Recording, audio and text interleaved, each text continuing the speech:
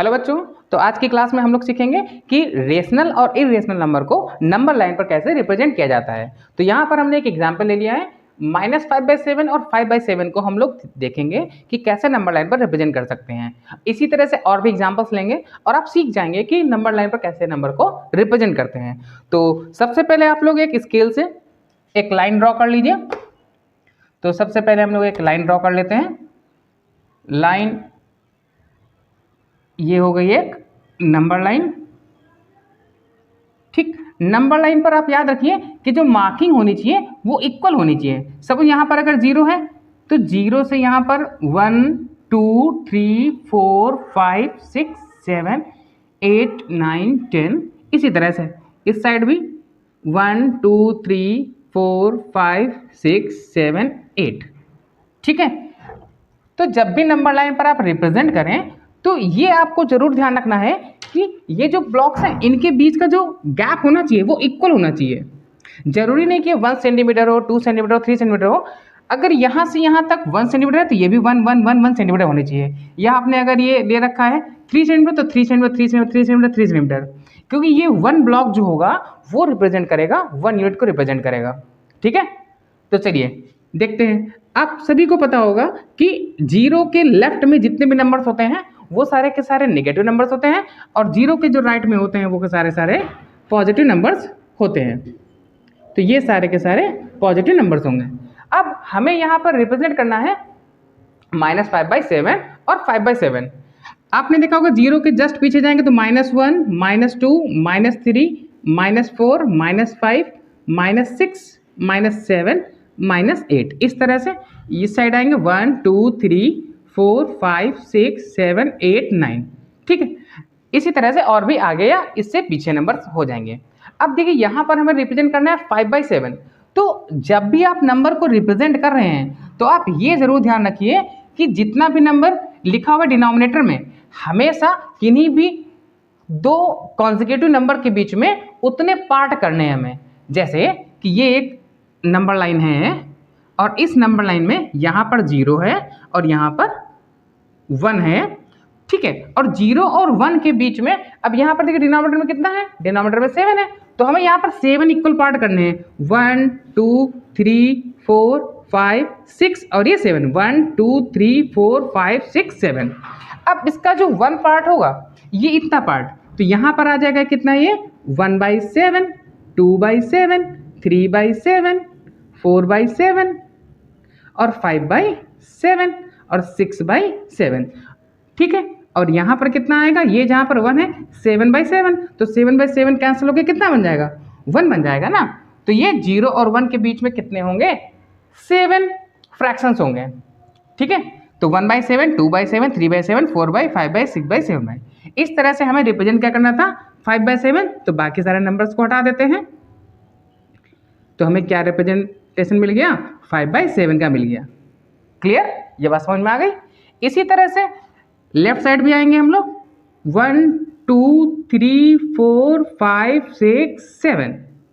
ठीक है, ये 1 2 3 4 5 6 7, यहाँ पे कितना आ जाएगा, -1। ये वाला पहला वाला कितना होगा, -1/7 -2/7 -3/7 -4/7 -5/7। ये वाला कितना आ गया, -5/7।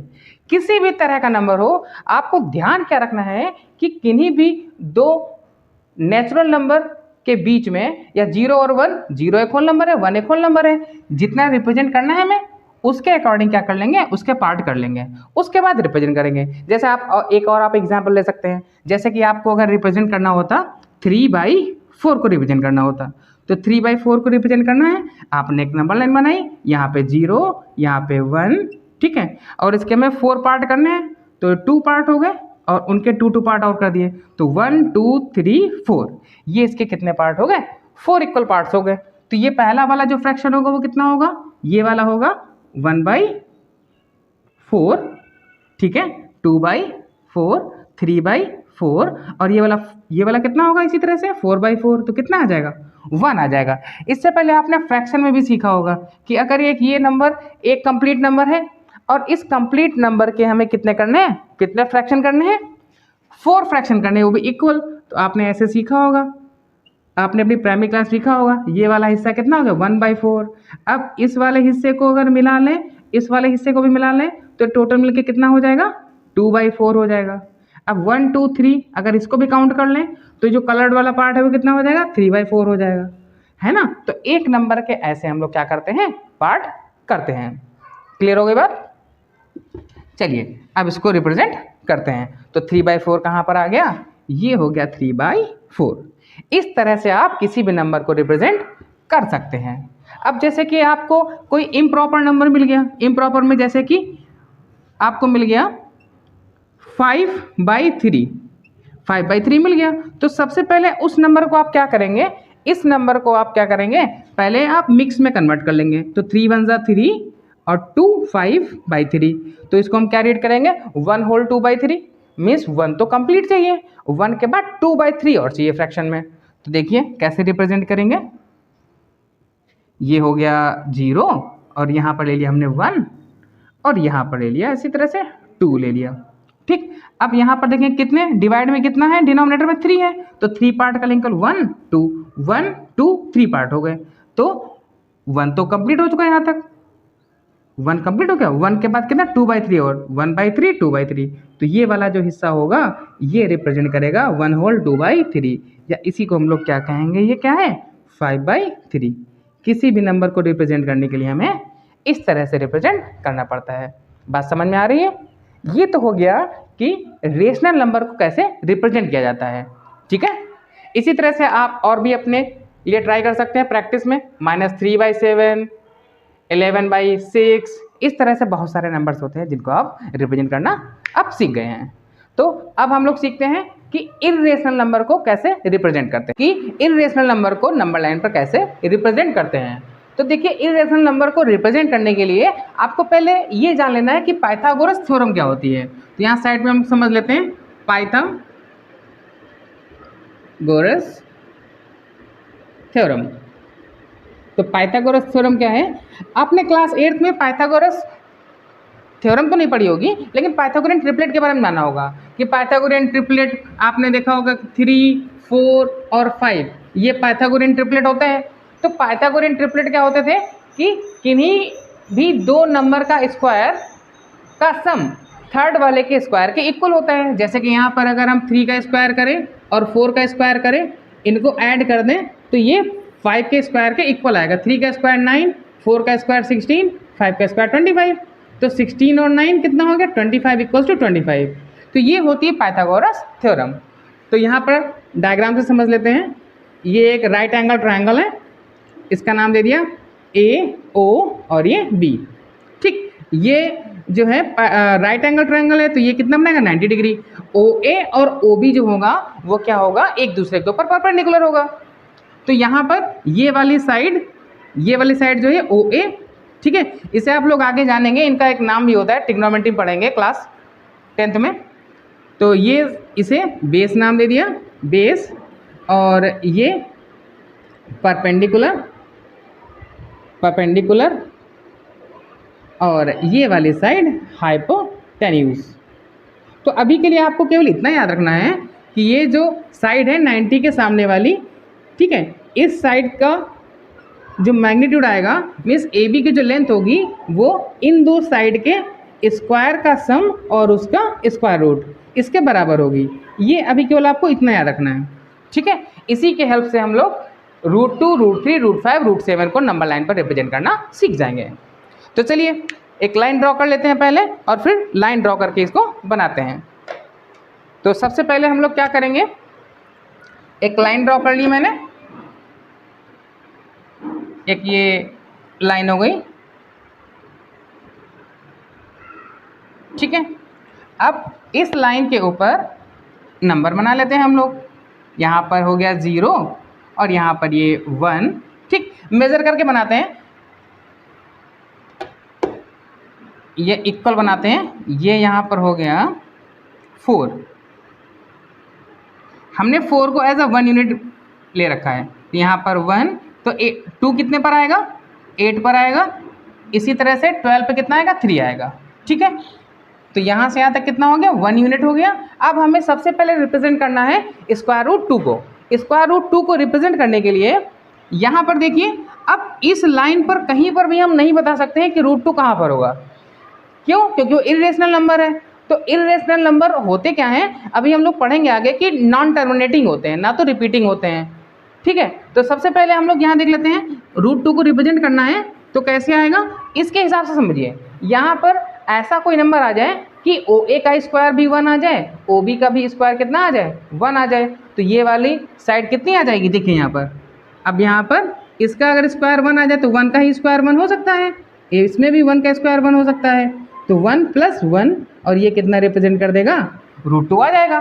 तो यहाँ पर भी हम लोगों को इसी तरह से करना है। अब देखिए, यहाँ से लेकर यहाँ तक मैंने कितना लेट किया है, 1 यूनिट लेट किया ना, तो 1 यूनिट लेट किया किसके इक्वल, मैंने यहाँ पर लिया है ये इंचेस वाला लिया हुआ है, तो 0 से लेकर 4 तक यहाँ से हम लोग क्या कर लें, इसी से परपेंडिकुलर।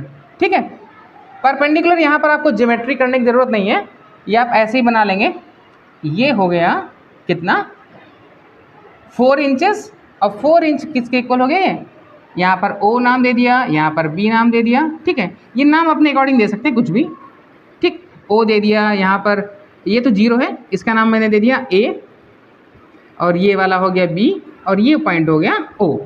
ठीक है, अब हमें वहाँ से पता चल गया कि ये वाला कितना, 1 यूनिट, ये वाला कितना, 1 यूनिट। ठीक है, तो ये वाली लाइन जो होगी वो कितना होगी, इसको सॉल्व करते हैं। ये वाली जो लाइन होगी, ये वाली लाइन, ये लाइन कितना होगी, ये वाली लाइन होगी स्क्वायर रूट 2। अब ये कंफर्म हो गया, ये कितना है, स्क्वायर रूट 2 है। अब देखिए, अगर हम यहाँ से एक सर्कल बनाएं, तो ये वाली रेडियस, सर्कल की रेडियस हर पॉइंट पर इक्वल होती है इसकी सरकमफ्रेंस से। ये यहाँ से कोई भी सर्कल अगर हम फॉर्म करें तो वो कितना देगा, रेडियस उसकी कितनी रहेगी, स्क्वायर रूट 2 ही तो रहेगी। तो यहाँ पर हमें क्या करना पड़ेगा, हमें कंपास का यूज़ करना पड़ेगा, और कंपास की हेल्प से हम लोग क्या करेंगे, इतनी ही डिस्टेंस को ले लेंगे। तो यहाँ पर कितना आ गया, ये 2 है, ये जहाँ जहाँ भी सर्कल बनेगा वो कितना रिप्रेजेंट कराएगा, वो रूट 2 को ही रिप्रेजेंट करेगा। तो इस तरह से हम लोगों ने क्या रिप्रेजेंट कर दिया, यहाँ पर आ गया स्क्वायर रूट 2। मीन्स यहाँ से लेकर यहाँ तक इसको एक नाम देते हैं C। ठीक, ये डिस्टेंस कितनी हो गई, स्क्वायर रूट 2 हो गई। क्लियर हो गई बात।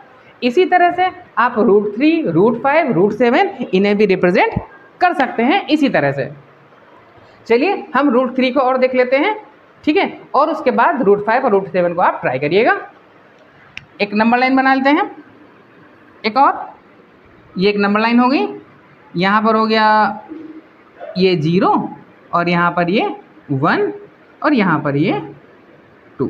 अब यहाँ पर हमें सोचना है कि कितना लाना है मुझे सॉल्व करके, स्क्वायर रूट 3 लाना है। अब जब स्क्वायर रूट 3 लाना है तो यहाँ पर सॉल्व होकर कितना आना चाहिए, स्क्वायर रूट 3 आना चाहिए। तो स्क्वायर रूट 3 लाने के लिए देखिए यहाँ पर क्या करते हैं, तो यहाँ पर सपोज इसकी डिस्टेंस कितनी हो गई, यहाँ पर 2 आ जाए और यहाँ पर 1 आ जाए, तो 2 + 1 मिलके क्या बना देगा, रूट 3 बना देगा। अब देखिए इस वाले में हमारे पास ये रूट 2 था, अब इसी के ऊपर बना लेते हैं, इसी के ऊपर हम लोग 4 और मार्क कर लेते हैं। अब 4 यूनिट को मैंने 1 यूनिट का नाम दिया था, ये भी 4 यूनिट 1 का नाम दिया था, तो इसी के ऊपर 4 यूनिट और ले लेते हैं जिसे 1 कहेंगे। तो 1 यहाँ से 90 डिग्री बनाते हुए कितना ले लें, 4। ठीक है, अब बताइए ये कितना, ये वाला ये 1 था ना, और ये वाला रूट 2, और ये वाला भी कितना है, 1 है। ठीक है, अब यहाँ से अगर हम इस लाइन को अगर मिलाएंगे तो ये वाली लाइन हमें कितना देगी, ये वाली लाइन यहाँ से लेकर यहाँ तक, ये वाली लाइन। अब देखिए ये 2, इसका स्क्वायर करेंगे AB। अब यहाँ पर समझिए, इसको हमने एक नाम दे दिया, इसको नाम दे दिया मैंने D नाम दे दिया। ठीक है, तो O, अब देखिए ये तो 90 बन रहा है ना, ये 90 बन रहा है, तो 90 के सामने की साइड ये वाली हो गई, तो यहाँ से AD इज इक्वल्स टू इन square root OB square plus BD square. तो OB रूट 2 है, ठीक है। और किसी भी रूट का अगर स्क्वायर करते हैं तो रूट हट जाता है उस पर से, 2 आ गया। 1 का स्क्वायर कितना 1, तो ये सॉल्व होके कितना आ गया स्क्वायर रूट 3 आ गया। ये वाली लेंथ कितनी आ गई स्क्वायर रूट 3 आ गई। तो सेम काम जैसे अभी हम लोगों ने किया था ना, उसी तरह से यहाँ पर भी क्या कर लें हम लोग, एक सर्कल बना लेते हैं और ये सर्कल ही रिप्रेजेंट करेगा स्क्वायर रूट 3 को। तो यहाँ से